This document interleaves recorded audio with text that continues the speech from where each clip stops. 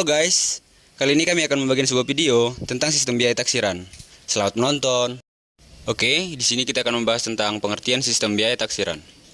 Sistem harga pokok taksiran adalah salah satu sistem harga pokok yang ditentukan di muka untuk mengelola produk atau jasa tertentu dengan jalan menentukan besarnya biaya bahan baku, biaya tenaga kerja langsung, dan biaya overhead pabrik yang diperlukan untuk mengelola produk atau jasa tersebut di waktu yang akan datang.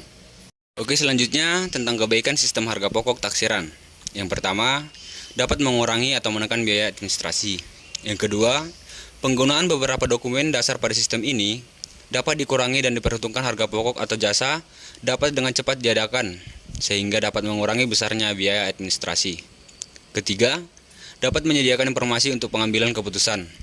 Keempat, manajemen memerlukan informasi biaya untuk pengambilan keputusan tentang produk atau jasa sebelum diolah, dan pemakaian harga pokok taksiran menyediakan informasi kepada manajemen untuk pengambilan keputusan tersebut. Kelima, mengantar ke pemakaian sistem harga pokok standar. Yang keenam, sistem harga pokok taksiran merupakan transisi dari pemakaian sistem harga pokok sesungguhnya menuju pemakaian sistem harga pokok yang standar. Selanjutnya, kelemahan sistem harga pokok taksiran. Yang pertama, harga pokok taksiran yang ditentukan kurang teliti baru dapat dikoreksi pada akhir periode setelah selisih biaya dihitung dan dialokasikan. Berikutnya, timbulnya selisih biaya yang besar dapat mengakibatkan pengambilan keputusan yang keliru, karena pengambilan keputusan dilakukan sebelum produk atau jasa tersebut diolah. Oke, di slide ini kita akan memaparkan tentang pemakaian sistem harga pokok taksiran. Yang pertama, dengan metode harga pokok proses. Karakteristiknya adalah bentuk produk yang sifatnya homogen tanpa dipengaruhi oleh spesifikasi yang diminta oleh pembeli. Pada metode ini, besarnya harga pokok taksiran ditentukan pada awal periode untuk setiap produk yang dihasilkan. Sedangkan apabila produk diproses melalui beberapa departemen, maka besarnya harga pokok taksiran ditentukan untuk setiap departemen di mana produk tersebut diproduksi. Yang kedua, metode harga pokok pesanan. Produk yang dihasilkan tergantung dari spesifikasi dari pemesanan. Besarnya harga pokok taksiran untuk setiap pemesanan belum dapat ditentukan pada awal periode, akan tetapi harus dihitung pada saat menerima pesanan tertentu, yang sekaligus harga pokok taksiran tersebut dapat dipakai manajemen untuk memutuskan ditolak atau diterimanya pesanan tersebut. Besarnya harga pokok taksiran pada metode ini dipengaruhi oleh spesifikasi produk yang dipesan dan faktor-faktor lainnya yang perlu dipertimbangkan. Oke, berikut ada contoh soal sistem biaya taksiran. PT Ciban adalah sebuah perusahaan yang bergerak dalam produksi tas yang diolah melalui satu departemen produksi. Dalam menentukan anggaran biaya produksinya, PT Ciban menggunakan sistem biaya taksiran sebagai berikut, di mana biaya bahan bakunya sebesar Rp4.000, biaya tenaga kerja langsungnya Rp3.200, biaya overhead pabriknya Rp1.800, dan jumlah biaya taksirannya adalah sebesar Rp9.000. Data produksi selama bulan Oktober adalah sebagai berikut. Produk jadi yang transfer ke gudang sebanyak 1.000 unit. Produk dalam proses akhir adalah sebanyak 200 unit. Data lain yang berkaitan, persediaan awal bahan baku sebesar Rp300.000. Persediaan bahan baku bulan Oktober yang dilakukan secara kredit adalah sebesar Rp4 juta. Dan persediaan akhir bahan baku adalah sebesar Rp200.000. Produk yang terjual selama bulan Oktober adalah sebanyak 90% dari produk jadi. Harga jual per unit 11.000. BTKL sesungguhnya Rp3.250.000. BOP sesungguhnya Rp1.810.000. Diminta buatlah jurnal yang diperlukan untuk mencatat sebuah transaksi yang terjadi selama bulan Oktober beserta perhitungannya. Penyelesaiannya sebagai berikut. Mencatat pembelian bahan baku dengan pembelian sebesar 4 juta, utang dagang sebesar 4 juta.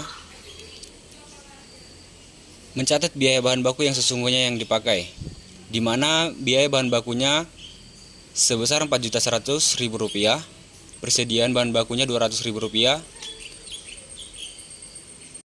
Pada persediaan bahan baku Rp200.000, pada pembeliannya sebesar Rp4 juta.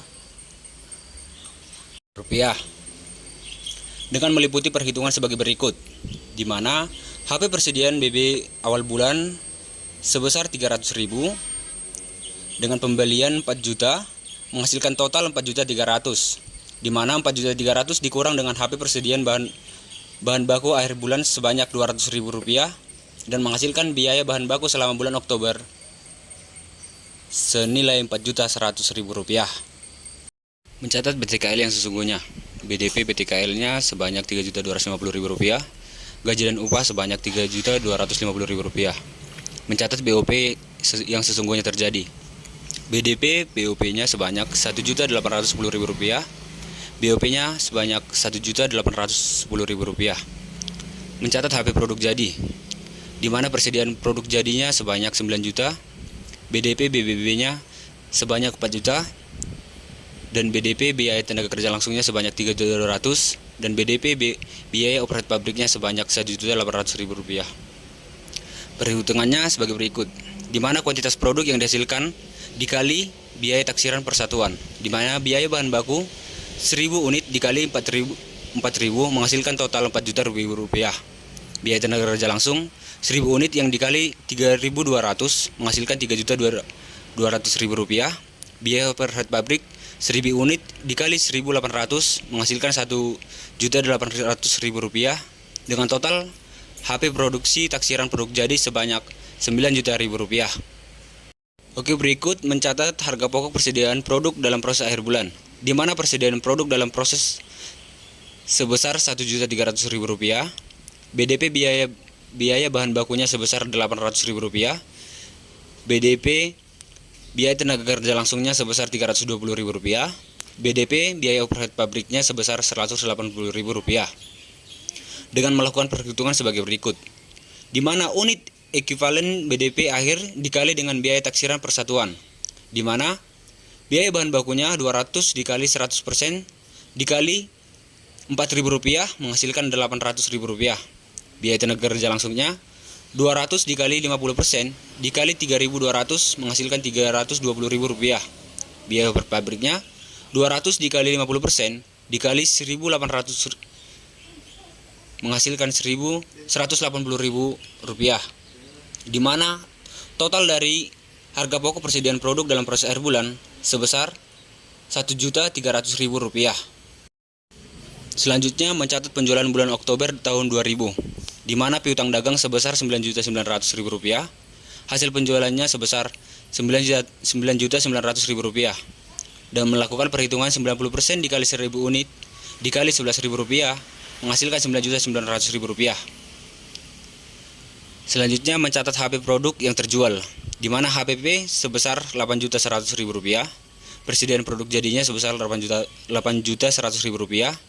dengan melakukan perhitungan 90% dikali 1.000 unit dan dikali 9.000 dan menghasilkan Rp8.100.000. Lalu di sini kita akan mencatat selisih antara biaya taksiran dengan biaya sesungguhnya, di mana BDP biaya bahan bakunya sebesar Rp700.000, BDP biaya tenaga kerja langsungnya sebesar Rp270.000, BDP biaya per pabriknya sebesar Rp170.000 dengan selisih sebanyak Rp1.140.000 dengan meliputi perhitungan sebagai berikut, di mana selisih biaya bahan bakunya sama dengan Rp4.100.000 dikurang 4 juta dikurang 800 menghasilkan Rp700.000. Selisih BTK-nya dengan Rp3.250.000 dikurang Rp3.200.000 dikurang Rp320.000 menghasilkan Rp270.000. Selisih BOP-nya sebanyak Rp1.810.000 dikurang Rp1.800.000 dikurang Rp180.000 menghasilkan total Rp170.000. Baik, sekian yang dapat kami paparkan mengenai sistem biaya taksiran. Terima kasih atas waktunya. Semoga materi kami bermanfaat dan dapat menambah sedikit pengetahuan teman-teman. Terima kasih dan sampai jumpa.